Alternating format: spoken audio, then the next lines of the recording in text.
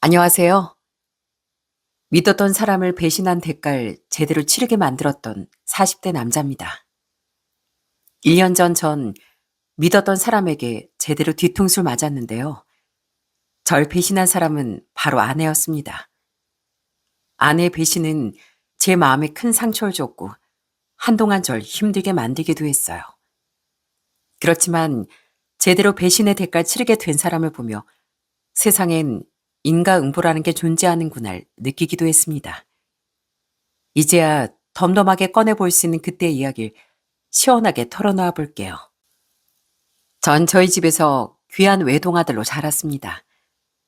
어머니 아버진 오랫동안 아이를 가지려고 하셨지만 아이가 잘 생기지 않았고 몇 해 노력 끝에 겨우 얻게 된 자식이 바로 저였거든요. 그렇게 힘들게 얻은 자식이라고 하면 흔히들 주변에선 엄청 귀하게 여기며 컸을 거라고 생각하지만 저희 집은 달랐습니다. 부모님께선 제가 외동아들이지만 거친 세상을 혼자 잘 이겨나가길 원하셨고 어릴 적부터 집안일도 돕게 하고 학생의 본분인 공부도 잊지 않고 제대로 할 수 있도록 절 교육시키셨어요. 한때 저도 노는 게 좋아 공부는 뒷전이고 친구들과 밖에 나가 놀기만 했던 적이 있습니다.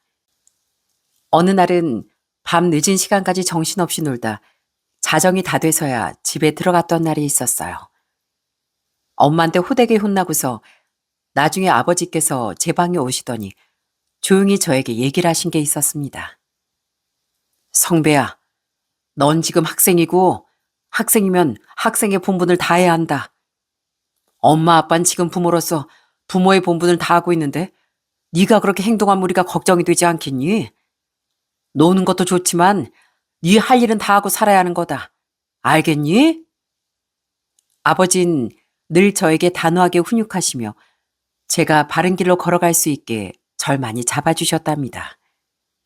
그 덕에 전 명문대를 나와 졸업하고서 대기업이란 좋은 직장에 취직할 수 있었죠. 아마 제가 온실의 화초처럼 컸다면 살아가면서 겪은 많은 풍파에 아마 크게 쓰러졌을 겁니다. 지금 생각해보면 누구보다 냉정하게 절 훈육하고 교육시켜주신 부모님께 정말 감사한 마음이 듭니다. 전 30대 중반에 공무원이었던 2살 아래 아내와 결혼을 하게 됐어요. 아내는 참 사람이 착하고 순했습니다. 사실 결혼할 때 처가집 상황이 별로 좋지 않았는데 오로지 아내 한 사람만 보고 결혼을 결심했어요. 저희 집은 그래도 부모님 노후도 잘 되어 있고 경제적으로도 크게 어려움이 없었지만 처갓집은 그때 당시 정말 오래된 방 2개짜리 빌라에 살고 계셨고 마땅한 노후 대책도 없었던 상황이었습니다. 결혼할 때도 아내 모아둔 돈이 없어 제가 모아둔 돈으로 결혼할 정도였고요. 그럼에도 불구하고 그땐 정말 아내를 너무나 사랑했기에 모든 걸 다 감수할 수 있다고 생각했습니다. 처갓집은 TV도 다른 사람들이 쓰다가 버린 TV를 주워다 쓰셨는데 결혼하고서 제일 먼저 바꿔드린 게 바로 TV였죠. 거실에 떡하니 새 TV가 설치되니 처가 식구들이 정말 다 좋아하더라고요. 박서방 고맙네. 안 그래도 TV 하면 이상하게 누리끼리 하게 나와가지고 보기 불편했는데 박서방 덕분에 드라마도 실컷 보겠어. 고마워. 아닙니다. 올 때마다 사실 얼른 바꿔드리고 싶었는데 이렇게 바꾸니까 훨씬 보기 좋네요. 어머님, 앞으로 어머님 좋아하시는 드라마 재밌게 보세요. 그래, 그래. 우리 박서방이 최고야, 최고. 장인과 장모 그리고 처제는 절 너무나 좋아했습니다. 특히나 장인께선 과거에 현장 일을 하다 몸이 아프시며 일을 제대로 못하셨는데 늘 제 손을 잡으며 면목 없다고 미안해하시곤 했어요.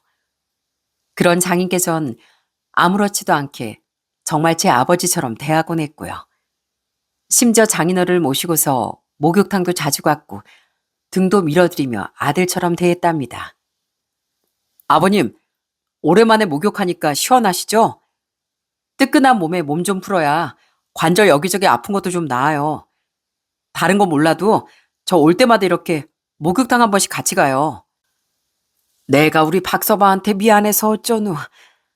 장인내가 박서방한테 뭐라도 쥐어줘야 하는 건데 이렇게 내가 우리 사위한테 받기만 하고 정말 미안해. 아유, 그 미안하단 말 이제 그만하세요. 저 이제 장인어른 사위입니다. 가족이고 아들이랑 마찬가지라고요. 그러니까 자꾸 미안하다고 하지 마시고 앞으로 저희 이렇게 행복하게 잘 지내요, 아버님. 그것뿐만이 아니라 전 처갓집 화장실 리모델링도 했었어요. 오래된 빌라도 샤시도 엉망이고 화장실은 냉골이었거든요. 온수도 잘 나오지 않았고 욕실 기구들이 다 오래돼 녹이 슬어 있어 전부 교체를 했었어요. 그때 장모님이 너무 편하다며 제 손을 잡고 정말 기뻐하셨습니다. 우리 집에 욕조가 생기니까 얼마나 편한지 몰라. 뜨끈하게 몸 지지면서 풀고 싶었는데 좁아 터진 욕실에서 씻는 것도 겨우 하다가 이렇게 욕조까지 생기니 이게 다 자네 덕일세. 내 소원이 아주 다 풀렸어. 장모님, 그렇게 기쁘세요? 장모님 이렇게 좋아하시는 모습 보니까 제가 다 행복하고 좋네요. 아유, 그럼 너무 좋지. 온수도 칼칼 잘 나오고 화장실이 이렇게 따뜻해질 줄 몰랐어. 다 자네 덕분이야. 고마워. 우리 박서방 덕에 우리 집이 아주 살만해졌네. 그렇게 전 처가댁 식구들을 정말 제 친식구들처럼 소중하게 생각하며 지냈습니다. 아내 역시 그런 제 행동에 너무나 고마워했고요. 결혼 후 저흰 그의 아들을 낳았고 2년 터울로 둘째 아들까지 낳게 됐습니다. 그렇게 두 아이가 태어나고 나선 전 더 열심히 살려고 노력을 많이 했습니다. 원래 살던 집도 좁아 좀 더 넓은 집으로 이사 가게 됐을 때 아내 눈물까지 흘릴 정도로 기뻐하더라고요. 나 살면서 내 방 하나 있는 게 내 소원이었거든. 어릴 적엔 늘 동생이랑 방을 같이 써야 해서 내 꿈이 내 방 있는 집이었는데 비록 난 그 꿈 이루지 못했지만 그래도 우리 애들이라도 방 하나씩 줄 수 있어 진짜 기뻐. 이게 다 당신 만나서 가능했던 일인 것 같아. 고마워. 고맙긴. 나도 당신한테 고맙지. 이렇게 사랑스러운 아이를 둘씩이나 낳아줬는데 얼마나 고마워. 우리 앞으로 정말 행복하게 잘 살자. 당연하지. 내가 당신한테 앞으로 정말 잘할게. 우리 가족이 영원히 이렇게 행복하게 살자. 그때의 다짐이 이렇게 쉽게 무너질 줄은 꿈에도 몰랐습니다. 아이들이 태어나고 나서 이사까지 하게 되며 사실 경제적으로 여유로운 건 아니었지만 제 나름대로 사위로서 최선을 다했다고 생각했어요. 그렇지만 이상하게 해가 갈수록 제가 하는 게 고마운 게 아니라 당연하다는 듯이 생각하는 사람이 한 명 있었습니다. 그건 바로 장모였죠. 장모님께선 처음엔 절 너무나 좋아하시고 매일 박서방, 우리 박서방 하며 절 챙겨주셨는데 어느 날부턴가 저보단 딸려오는 선물이나 용돈을 더 기다리시는 것처럼 보이더라고요. 한 번은 둘째 아이가 태어나고서 돌칠이었는지 한동안 입원도 하고 많이 아팠을 때가 있었어요. 그때 병원에 오래 입원도 했고 퇴원 후에도 치료를 계속 받다 보니 병원비로 좀 지출이 많았던 시기가 있었거든요. 그때가 마침 또 명절이 다가왔었는데 그엔 전보다 명절에 챙겨드린 용돈을 적게 드릴 수밖에 없었죠. 솔직히 다른 것도 아니고 손주가 아파 지출이 많아졌으니 다들 이해해 주실 거라 생각했습니다. 그런데 제가 용돈이 담긴 봉투를 건네니 장모가 바로 봉투를 열어보시더니 실망감 가득한 얼굴로 저한테 얘기를 하시더라고요. 애기, 아니 박서방, 요즘 많이 어려운가? 저번에 명절 땐 못해도 50만 원 넣어줬던 것 같은데. 아니, 올해는 왜 이렇게 짜? 그게 어머님, 저희 둘째가 아프다 보니까 급하게 나간 지출이 많아서요. 이해 좀 해주세요. 아무리 그래도 이런 거 미리미리 딱딱 모아둬야 하는 거 아니야? 아이고, 그렇게 급하다고 다 써버리면 모아둔 돈 얼마나 있겠어? 아유, 잔뜩 기대했는데 아주 김샜네. 처음엔 그저 경제적으로 여유롭지 못하니 아쉬운 마음에 한 소리를 하신 거라 생각했습니다. 그런데 해가 갈수록 장모님은 제가 처가댁을 챙기는 걸 당연시 여기더라고요. 한 번은 제가 갑작스럽게 출장을 가게 된 날이었어요. 그런데 마침 그때가 딱 장모님 생신이랑 겹치더라고요. 어쩔 수 없이 미리 전에 식사라고서 전 미리 축하드린다고 얘기도 하고 그렇게 출장을 떠나게 됐죠. 당연히 생신 당일날에도 장모님께 전화를 드렸고요. 그런데 장모님께서 하는 말을 듣고 정말 너무 섭섭했습니다. 장모님, 생신 축하드립니다. 오늘 미역국은 챙겨 드셨어요? 아내가 아침에 장모님 미역국 끓이고 있다고 하던데. 그래, 먹었어. 그나저나 박서방, 뭐 일부러 내 생일 맞춰서 출장 간 거 아니지? 네? 아유, 그럴 리가요. 저도 회사 일정이 급하게 잡혀서 어쩔 수가 없었어요. 그래서 지난번에 다 같이 식사다고 그랬잖아요. 아이, 생일이 오늘인데 미리 생일밥 먹은 게 무슨 소용이야. 오늘 같은 날 자네 가서 좀 맛있는 곳에 가서 생일밥 사줘야 되는 거 아니야? 안 그래도 하나밖에 없는 사이인데 덜렁 집에서 미역국에 밥 먹고 있으니 영 생일 느낌도 안 나고 섭섭하네. 대신 한국에 들어올 땐 좋은 선물 하나 들고 오는 거지? 그럼 그렇게 알고 있겠네. 전 장모님 말에 얼마나 서운했는지 모릅니다. 솔직히 시차도 어느 정도 차이가 나다 보니 일부러 한국 저녁 시간에 맞춰 전화를 하느라 신경을 많이 썼는데 그런 제 마음은 아는지 모르는지 또 선물 얘기를 꺼내신다는 게 좀 섭섭하더군요.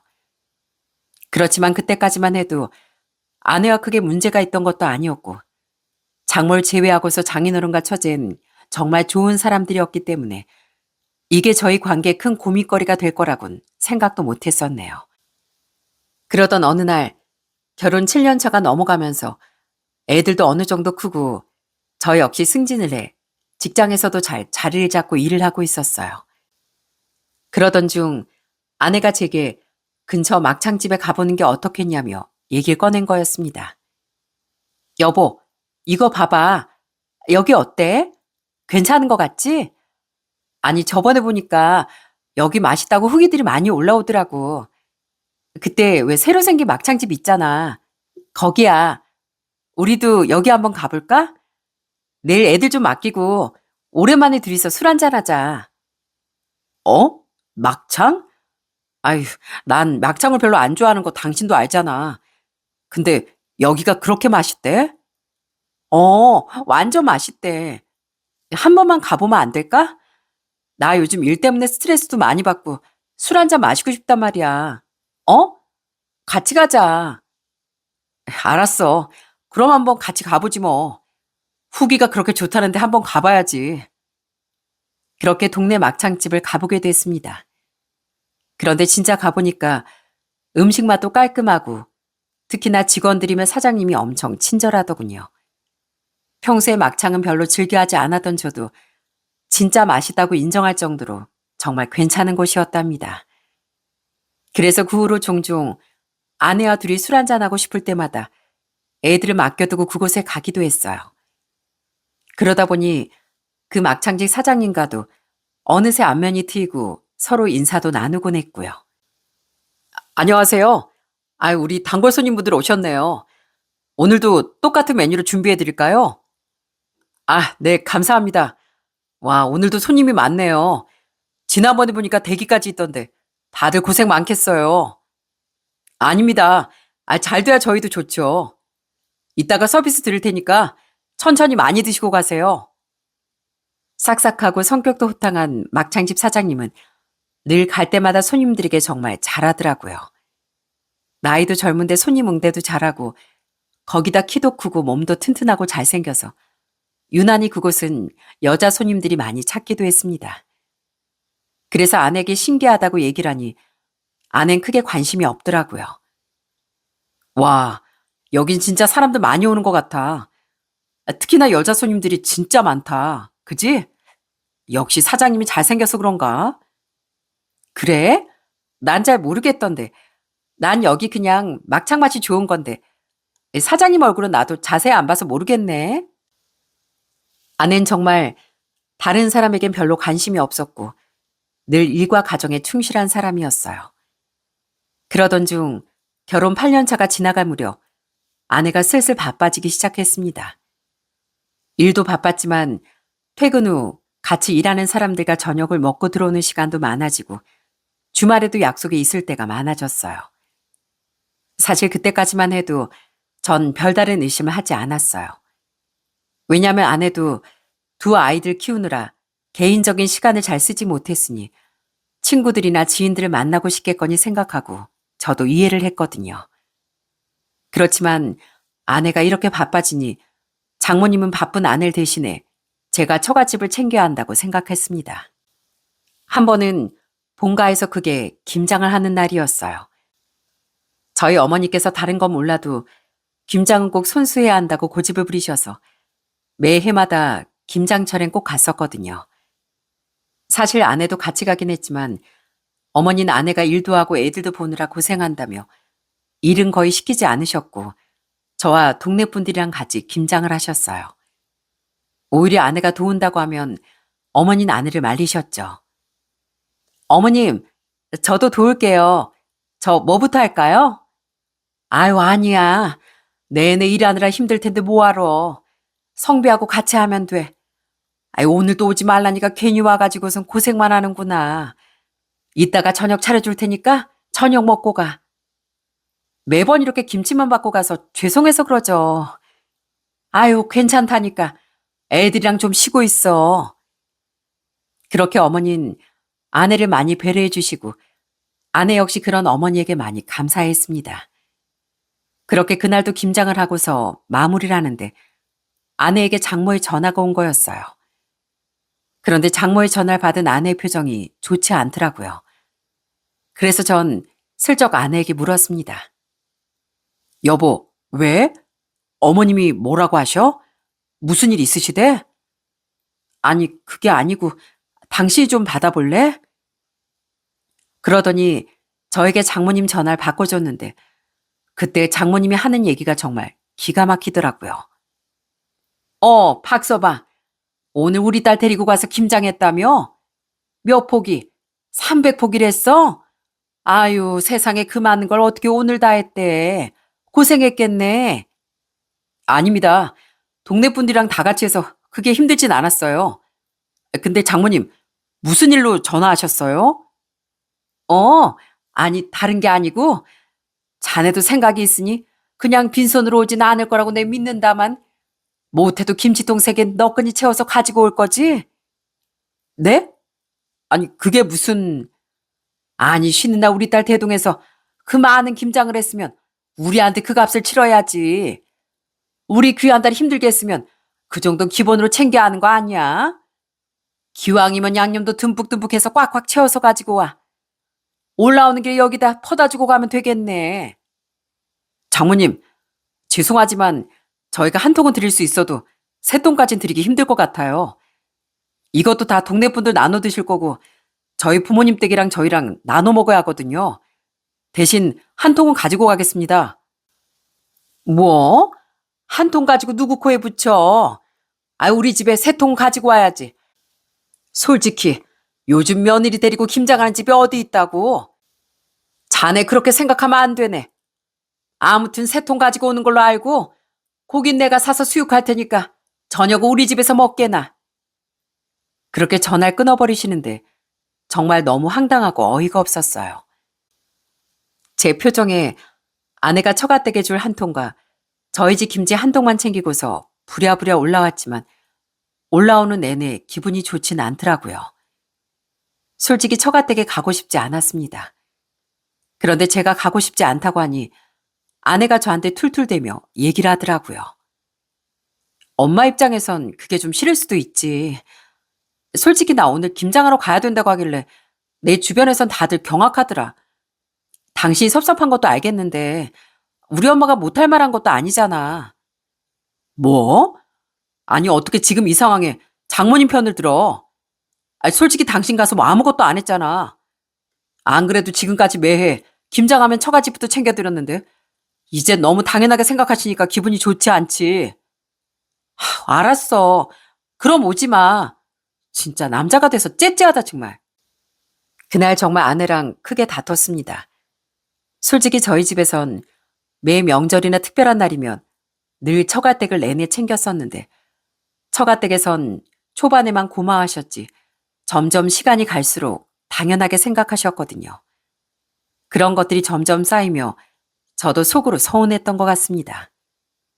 그런데 그쯤 아내도 행동이 많이 달라졌어요.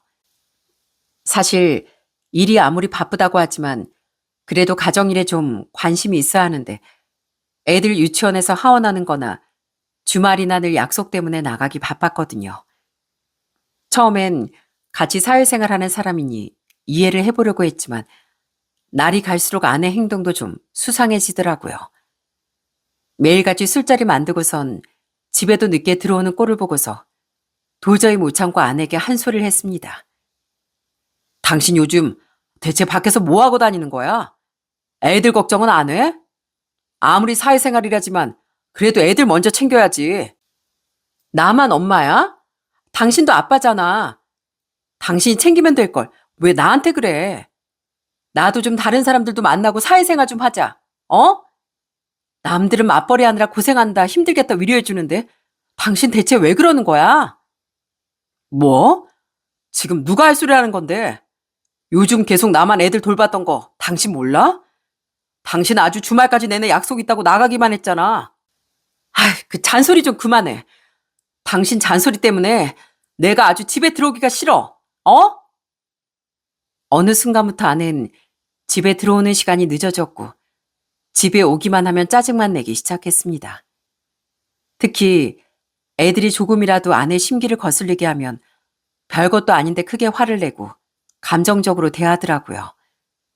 그런 아내의 모습에 전 점점 더 이상하다고 느꼈습니다.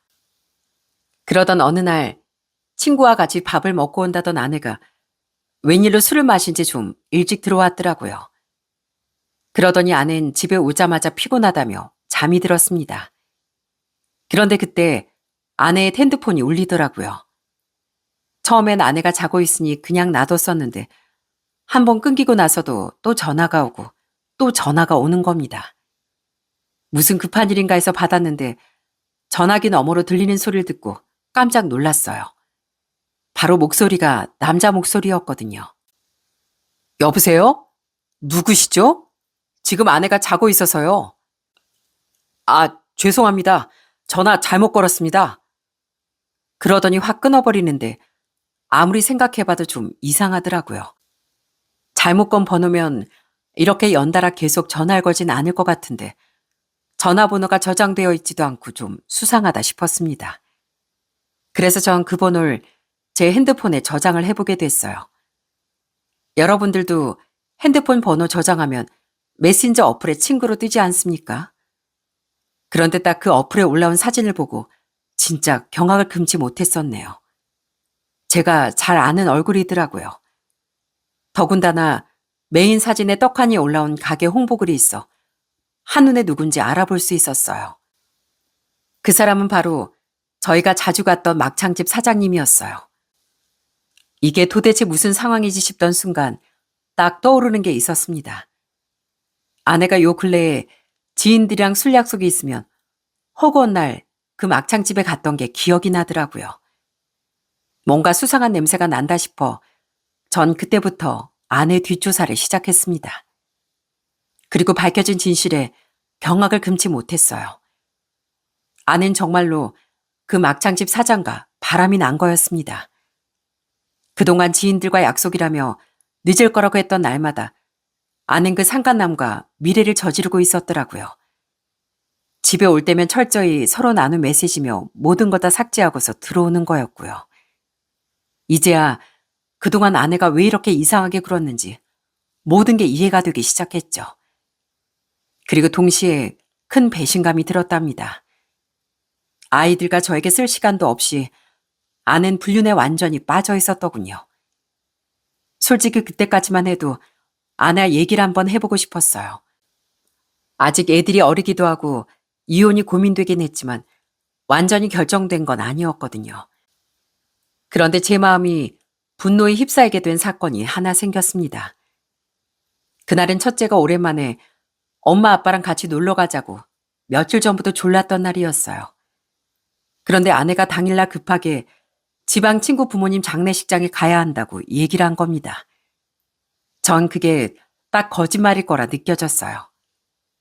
당신 진짜 지방 장례식장 가는 거 맞아? 누군데? 당신 친구 중에 지방 사는 친구가 있었나? 뭐야, 당신 지금 나 의심하는 거야? 아, 요즘 진짜 왜 그래? 당신 나한테 대체 왜 그러냐고. 그렇게 심심해? 뭐 나라고 지방까지 가고 싶은 줄 알아? 친구니까 가는 건데 왜 그거 가지고 시비야? 아우, 짜증나게 진짜. 아침부터 열불 터지게 하지 말고 나와. 빨리 가봐야 하니까. 그러더니 아내는 휙 하고 애들한테 인사도 안 하고 그대로 집을 나서버렸습니다. 그 뒷모습을 처량히 보는 애들을 바라보는데 도저히 이건 아니다 싶더라고요. 그때 정말 굳게 마음을 먹고 끝낼 각오로 차를 빌리고 아내 뒤를 쫓았습니다. 애들을 저희 부모님 댁에 데려다 놓고 바로 올라와 상간남의 가게 앞을 지켜섰어요. 역시나 장례식장에 간다던 아는 상간남이 끝날 시간에 맞춰 가게로 찾아왔더라고요. 그리고 둘이서 하룻밤을 보내고 다음날 상간남이 가게 출근할 때 그 앞에서 헤어지더라고요. 그 모습을 찍는 내내 얼마나 제 손발이 부들부들 떨리던지 화가 너무나 치밀어 올라 증거도 수집하기 전에 뛰쳐나갈 뻔했습니다. 그러다 겨우 그때 그 모습을 찍고 마음을 고르고 있는데 마침 장모에게서 전화가 왔더라고요. 그날이 바로 어버이날이었거든요. 박서방, 자네 오늘 몇 시쯤 올 건가? 오늘 어버이날인데 좀 괜찮은 곳에서 저녁이라도 먹어야 하지 않겠어? 뭐 어디 좋은 곳 알아봐뒀나? 아, 아내가 갑자기 어제 장례식장에 갔다 온다고 해서요. 식사는 다음에 하시죠? 아니, 그런 게 어딨어. 그래도 어버이날은 챙겨야지. 아이, 소정이 못 오면 자네라도 애들 데리고 집에 와. 이런 날 당연히 챙겨야 하는 거 아니야?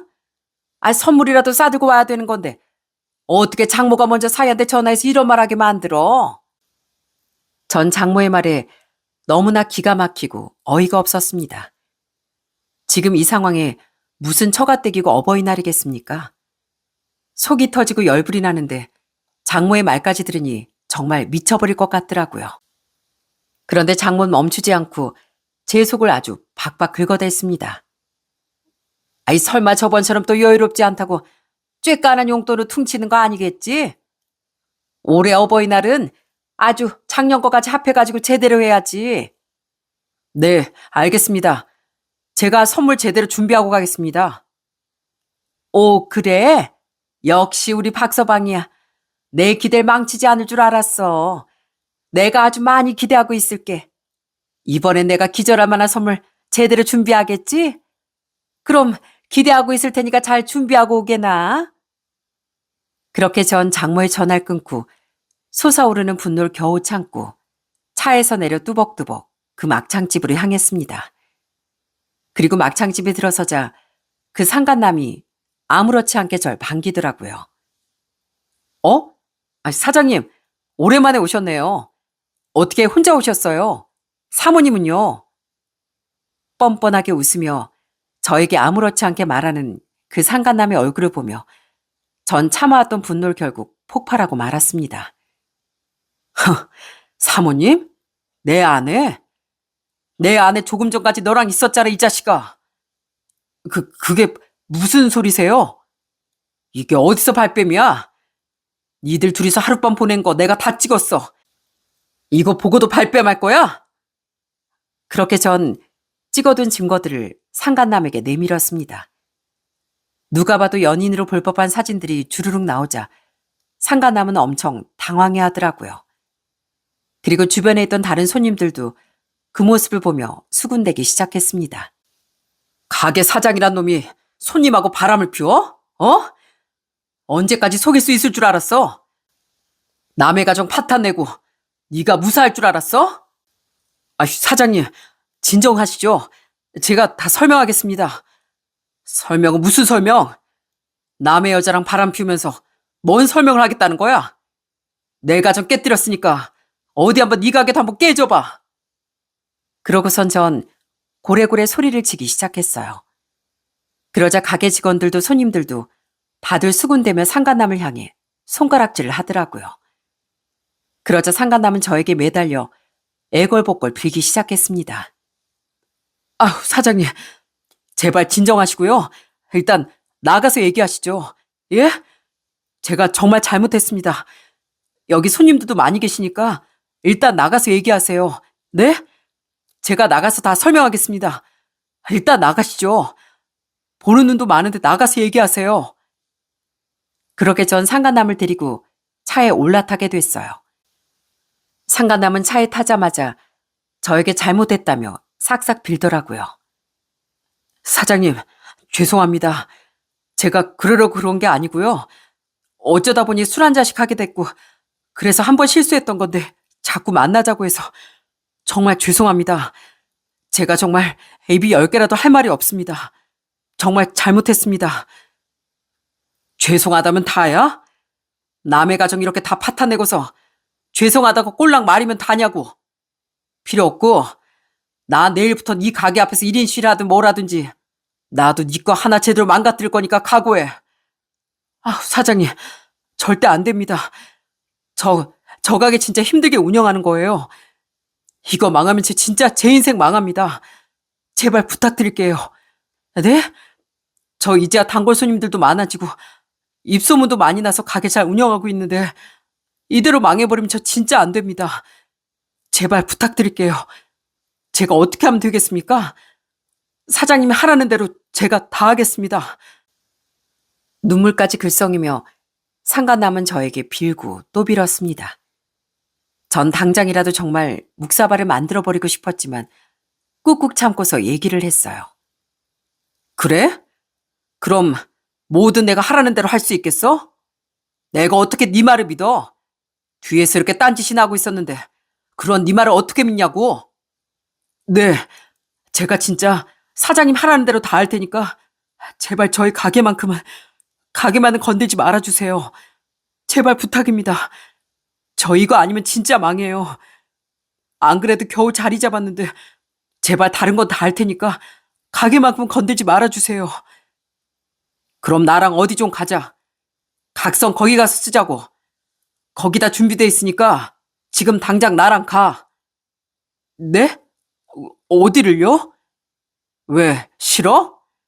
내일부터 그럼 내가 1인 쉬 한번 여기서 계속해줘? 가게 문 한번 닫게 만들어줘? 불륜 저지른 사람이 어디서 그렇게 말이 많어? 아닙니다. 가겠습니다. 갈게요.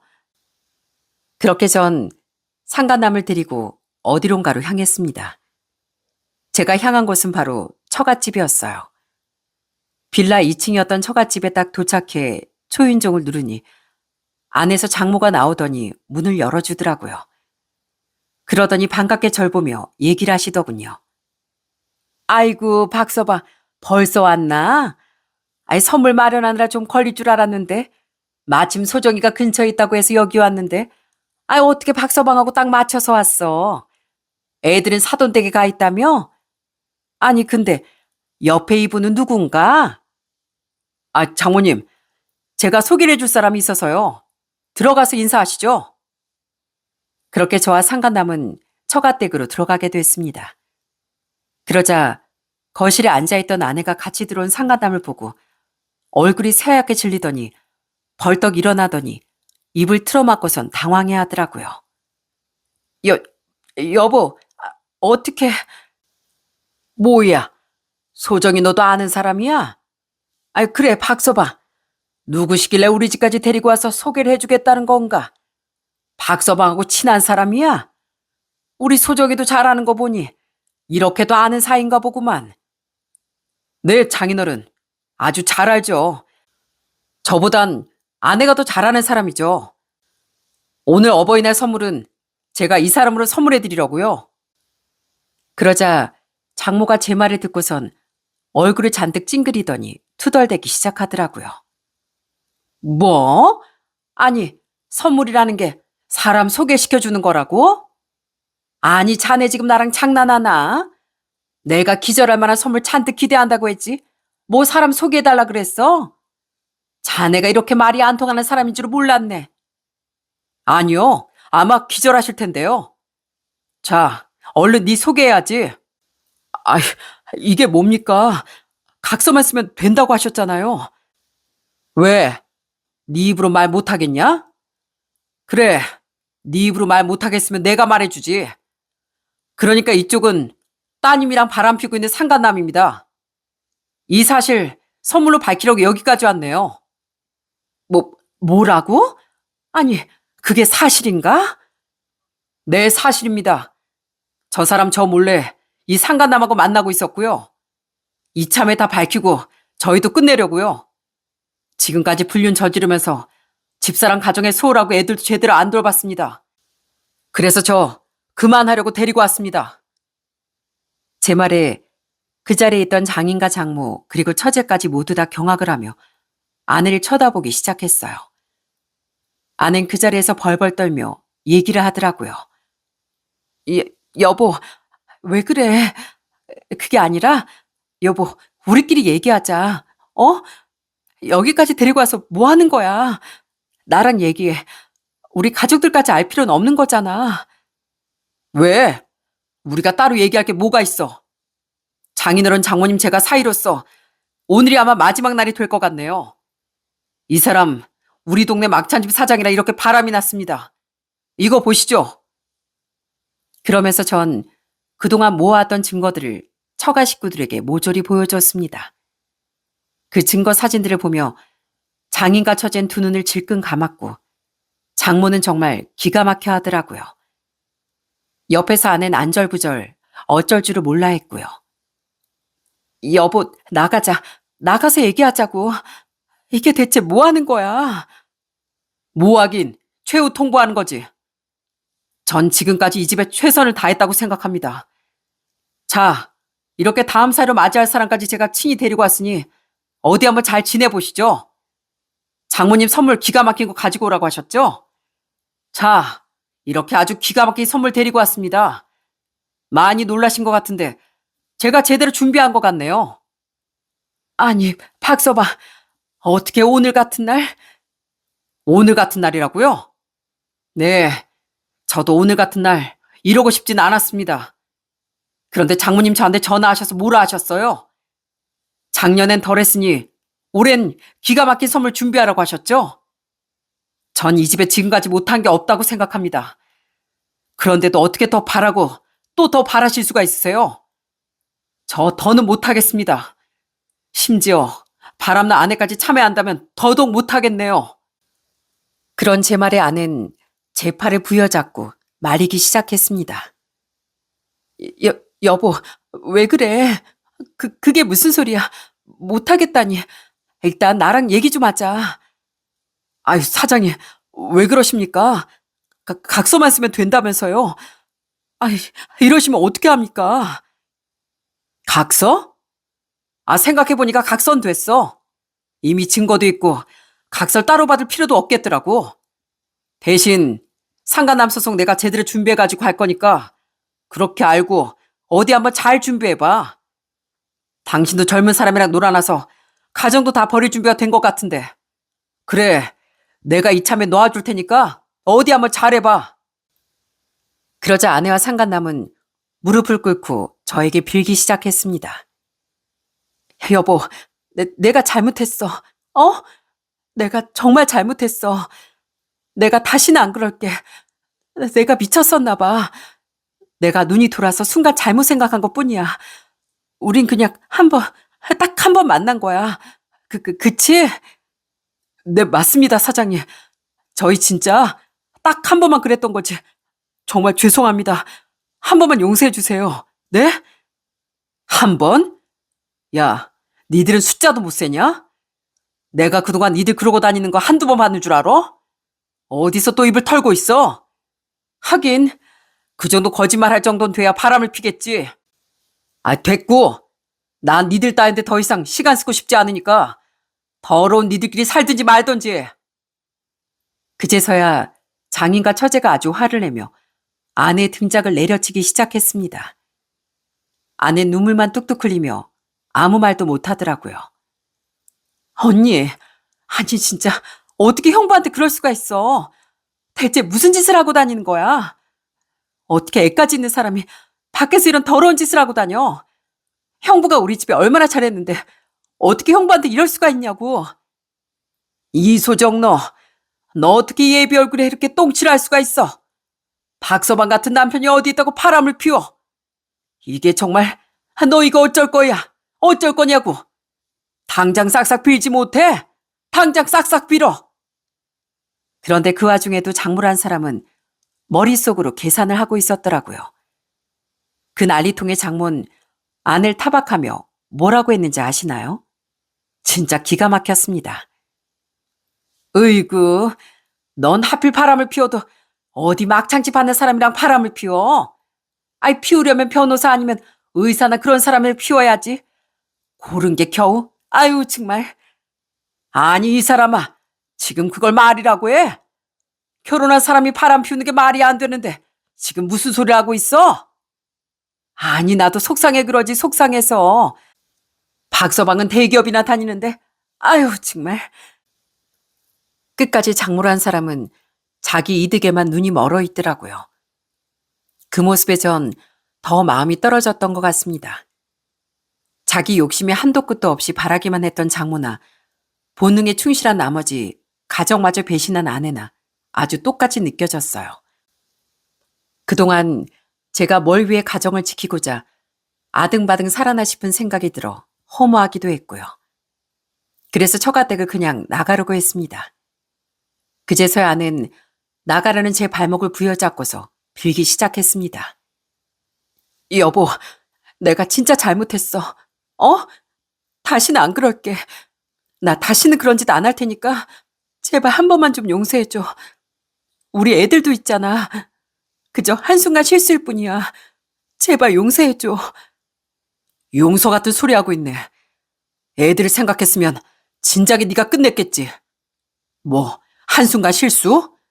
니들은 실수를 그딴 식으로 말하냐? 됐고, 당신하고도 끝이야. 그 더러운 걸 내가 다 보고도 용서할 거라고 생각했어? 애초에 그런 짓 할 거면 이 정도는 다 각오하고 시작했어야지. 당신 이해할 생각도 용서할 생각도 없으니까 그만해. 그렇게 전 아내를 냉정하게 뿌리치고 처갓집을 나와버렸습니다. 나오는 동안에도 그 집 안에서 어찌나 큰 고함 소리가 들렸는지 몰라요. 아내는 엉엉 울고 장인의 고함과 장모의 울분 터지는 소리가 제가 그 빌라를 나가는 내내 들려왔습니다.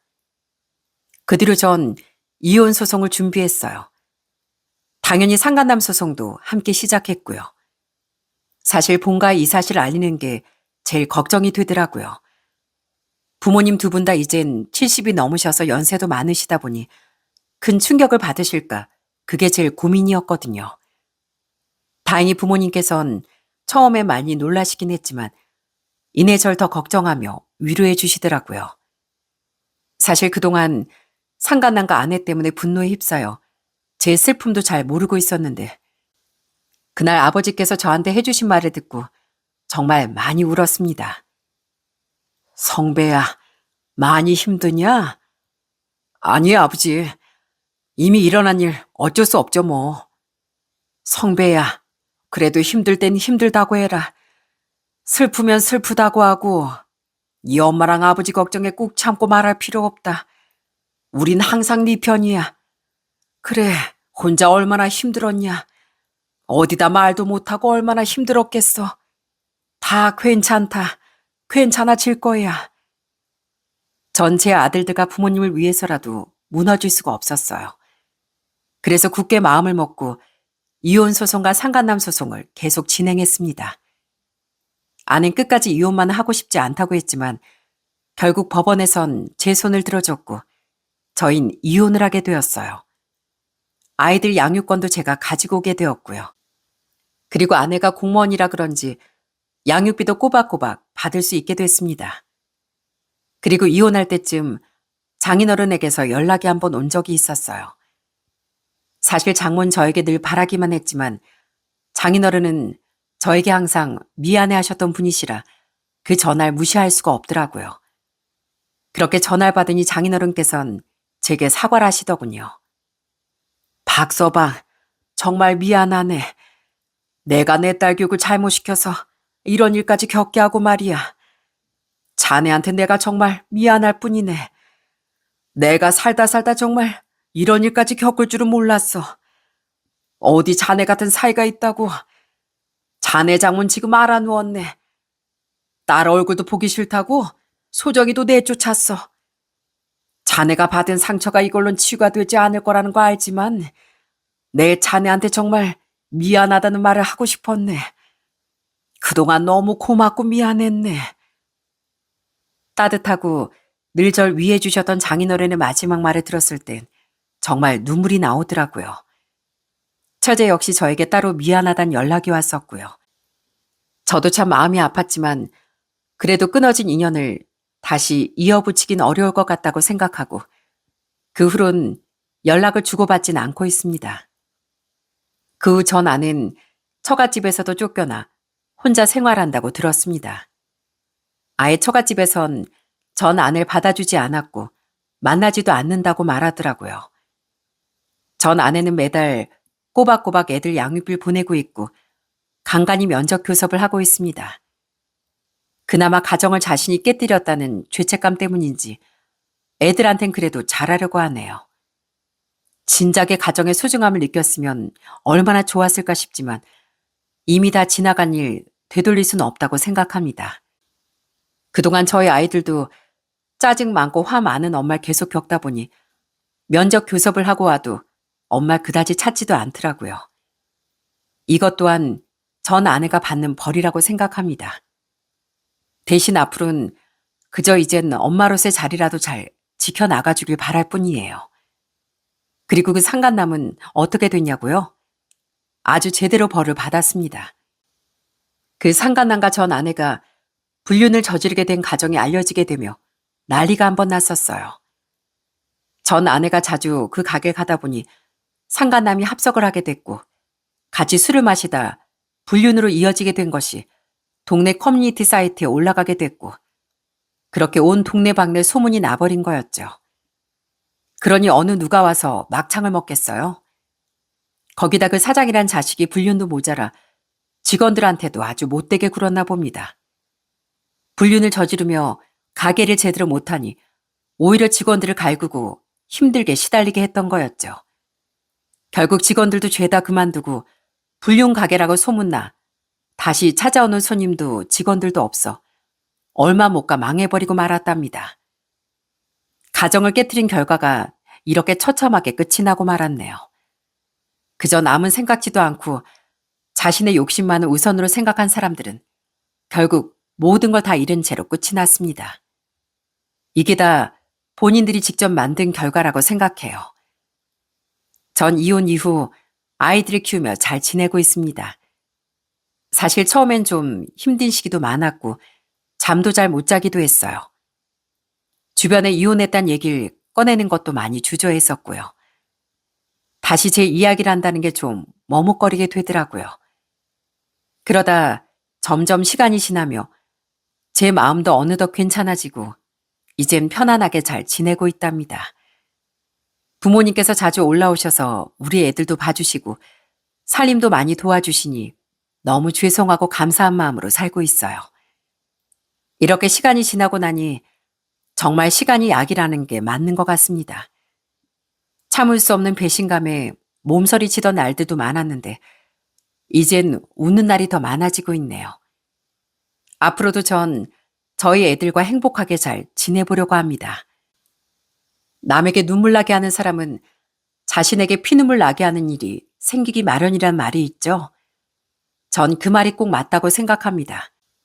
나쁜 짓은 남을 등쳐먹거나 범죄를 저지르는 것만을 뜻하는 건 아니라고 생각해요. 지울 수 없는 상처 주는 것도 배신을 하는 것도 나쁜 짓이라고 생각하니까요. 혹시라도 여기에 남에게 배신당해 눈물을 흘리시는 분들이 계시다면 제 이야기를 듣고 조금이라도 위안이 되셨으면 좋겠네요. 제가 한번 큰일을 겪고 나니까 내 마음을 알아주고 공감해주는 사람이 참 귀하다는 걸 알게 됐거든요. 여러분들의 상처를 공감하고 위로해줄 사람이 분명 있을 거라고 생각합니다. 그러니 여러분들도 힘내시고 기운 내시길 바라겠습니다. 제 이야기는 여기까지입니다. 저도 여러분들도 앞으로의 미래는 더 밝고 힘차길 기원할게요. 지금까지 들어주셔서 감사합니다.